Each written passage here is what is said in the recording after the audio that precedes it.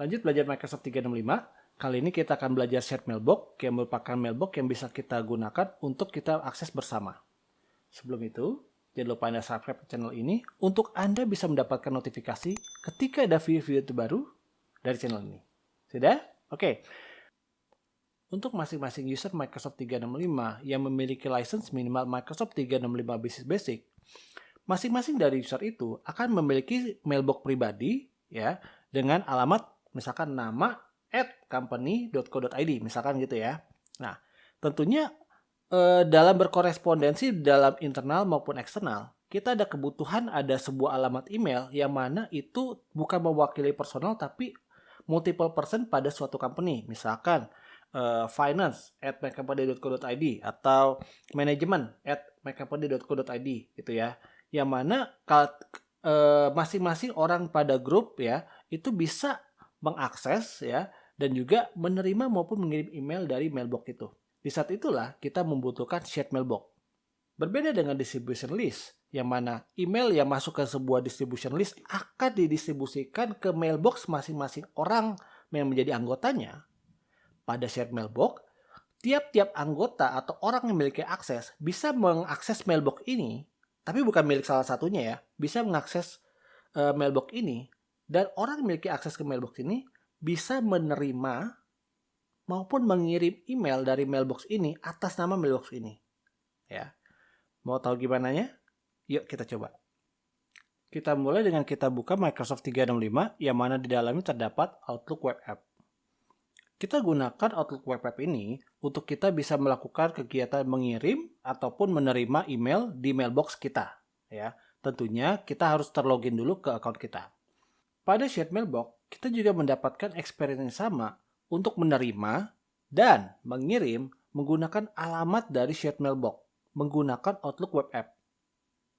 Untuk mengakses shared mailbox, kita klik di bagian alamat nama di sini ya. Kita terlogin sebagai admin. Kemudian kita open another mailbox. Nah, di sini kita mau membuka shared mailbox. Oke, kita buka shared mailbox-nya kontak dan ketika kita klik open, dia akan membuka sebuah tab baru. Nah, di tab ini yang aktif adalah mailbox dari shared mailbox, bukan mailbox dari akun saya. Oke. Sekarang kita coba mengirim ke luar. Misalkan kita kirim ke Budi Irwanto. Oke. Sekarang kita kirim. Di sisi Budi Irwanto yang menggunakan Gmail, dia akan menerima email yang kita tadi kirim menggunakan shared mailbox. Dia akan menerima seakan itu seperti email biasa. Jadi dari sisi penerima tidak ada bedanya antara kita mengirim menggunakan mailbox kita pribadi atau kita mengirim menggunakan shared mailbox. Begitu halnya misalkan si Budi ini ya, dia melakukan reply ya. Nah, dari sisi dia tidak ada juga bedanya experience dia mereply email yang dia akan kirim ke shared mailbox maupun mailbox biasa ya. Jadi dari sisi penerima pun atau lawan conversation kita itu sama. Balik ke shared mailbox ya. Nah, ini email yang diterima yang dari reply dari Budi tadi, experience juga sama. Email yang masuk dari Budi tadi akan masuk ke dalam shared mailbox instead of email mailbox saya. Ya, karena memang tadi dispesify reply-nya ke shared mailbox. Selanjutnya kita pelajari bagaimana kita membuat shared mailbox dan bagaimana kita mengatur hak aksesnya. Kita sekarang buka Office 365 Admin. Dari Office 365 Admin Center atau Microsoft 365 Admin Center ini, ya, untuk membuat shared mailbox, kita navigasi ke bagian Teams and Group, lalu klik pada bagian shared mailbox. Untuk membuat shared mailbox, kita klik Add Shared Mailbox, ya. Kemudian kita beri nama, misalkan di sini adalah finance. Nah, kemudian kita kasih alamat email finance@sagia.my.id. Lalu kita klik save. Nah, tahap selanjutnya adalah kita akan menambahkan user yang nantinya user-user ini bisa memiliki hak untuk bisa membuka mailbox dari shared mailbox, kemudian dia membaca email dan juga mengirim email dari shared mailbox seperti halnya alamat mailbox dia yang biasa ya. Nah, untuk itu kita add member to shared mailbox. Kemudian kita add member. Kayak misalkan di sini yang bisa mengakses adalah admin dan Sagi. Nah, nanti kedua user ini bisa mengakses shared mailbox seperti hal yang saya demokan di depan tadi. Ya, selesai. Nah, kalau diperhatikan tidak ada kegiatan kita meng-assign license terhadap shared mailbox ini.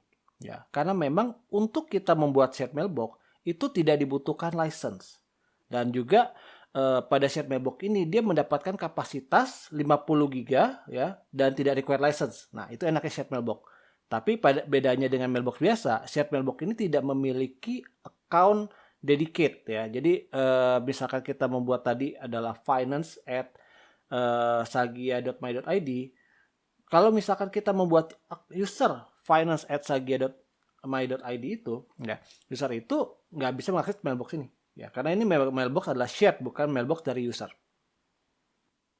Oke, itu tadi experience bagaimana kita mengakses, kemudian mengirim dan menerima email menggunakan shared mailbox.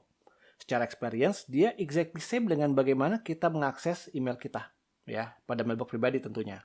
Dan juga bedanya dengan mailbox pribadi, pada shared mailbox ini dia tidak require license, ya, dan juga dia juga sama-sama mendapatkan space 50 GB. Untuk sekarang dulu. Remember, I remember.